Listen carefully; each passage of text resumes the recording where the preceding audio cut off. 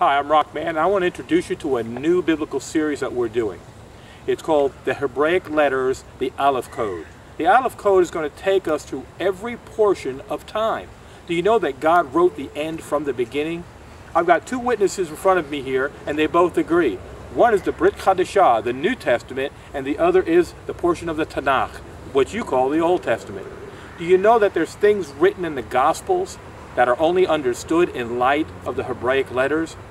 You know, when John said, Yochanan in Hebrew, when he said that all things were made for him and by him, and without him was nothing made, that, you know, you can't read that in the English, what you call Genesis. You can only see it in the Tanakh.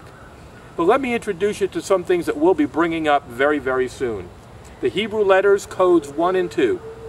We're going to look at the Aleph codes. We're going to see how it affects us through every portion of time. Did you know that even the songs that were sung in the temple have something to do with the days of creation, and can even tell us even the deep mysteries of God? You know, we shouldn't take anything for granted, and we shouldn't take any portion of God's word and set it aside, saying that it's no longer for today. I want you to know that God declared the end from the beginning, and right from the beginning of God's word to the very end, we're going to see mysteries revealed, because of Messiah Yeshua, or Jesus, said it this way, that the least stroke or the smallest point of the pen would be removed from the word until all be fulfilled. Has it all been fulfilled yet? No, we're not even close. In fact, there are events that we're looking for right now.